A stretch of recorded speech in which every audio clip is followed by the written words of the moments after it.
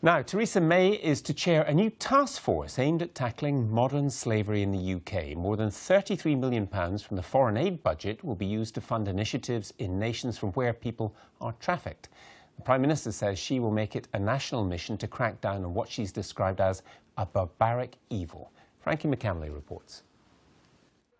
Slavery, a crime that can often go undetected in ordinary flats, houses, on the streets and in the workplace. It's estimated there could be around 10 to 13,000 victims of slavery in the UK. Tackling the crime has been a personal crusade for the Prime Minister Theresa May, who introduced the modern slavery bill exactly 1 year ago today. Writing in the Sunday Telegraph about her determination to defeat slavery, she said, "This is the great human rights issue of our time, and as Prime Minister I am determined that we will make it a national and international mission to rid our world of this barbaric evil." Since the bill was introduced, more than 3,000 potential victims have been identified, which is a 40% rise on the previous year. However, a review found training for those dealing with victims is sometimes absent and vulnerable witnesses are not always given proper support. It also says communication between police forces is patchy, which could allow victims to be trafficked from one region to another. Today, the government has pledged funding to prevent slavery in countries like Nigeria, as well as additional money to support victims in the UK.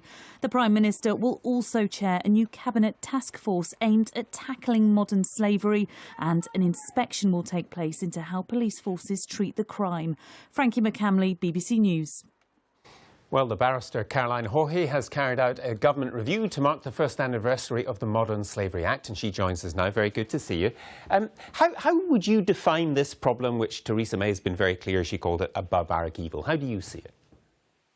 I think that she's absolutely right. It is an endemic problem in Britain, and I think around the world, that those of us in first world society have closed our eyes to.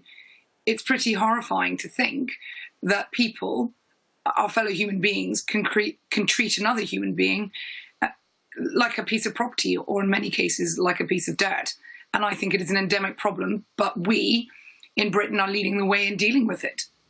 And in terms of how law enforcement deals with this up and down this country, because presumably it is up and down the country, I mean, are there places where you see good practice, where people are very proactive, and places perhaps where people are not so interested in this as an issue?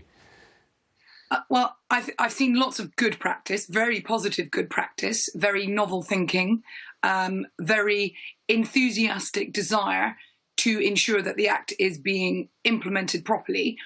I haven't seen a lack of desire to do it. What I have seen is a lack of understanding, a lack of knowledge and a lack of education. And there have been gaps between the education. So, for example, police forces in Cambridgeshire and the Met, for example, are proactive, but the learning that they have has not been shared around the country. Likewise in Wales, very ahead of the game, but their experiences and sharing, their experiences and intelligence has not been shared nationwide, and therefore we're only prosecuting half the picture and not seeing the entire landscape. Can I put it to you that when I read some of the commentary on the report, it suggested we are talking about people who work on building sites, we're talking about people who work in car washes, we're talking about people who may be working in nail bars, and you know there are plenty of people who may be doing that in a perfectly normal fashion, and that may be part of the problem, that many of us, if they go into a car wash, don't think this has got anything whatsoever to do with the problem that you're talking about. You're quite right. I would say that a very large number of people who work in car washes and nail bars and are working on the fields in agricultural business or in food processing plants are doing their job because they want to do the job or out of a desire to earn money. But there is a significant number who are not. And showing a genuine care and compassion for our fellow human being, and just using common sense to see if you can identify where something is not quite right. Does someone not engage with you when you're in the car wash, getting your car washed? Are they reluctant to make conversation? If so, is it a linguistic issue or a language issue, or is it because there's something more to it than meets the eye? And just a final thought, if I may. There was talk about using the foreign aid budget in some way in this. I mean, how would that help? Is it presumably so that certain people are not brought to this country to be exploited? But presumably there's also people who are British citizens who are also exploited because of their vulnerabilities. Oh, that's quite right. It's happening on a global scale.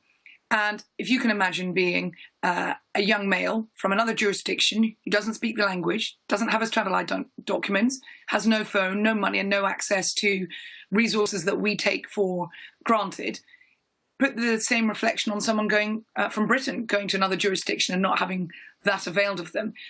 The fact that we are looking at this on an international level, Britain can't police the world, but we can set the benchmark that everyone else can aspire to achieve.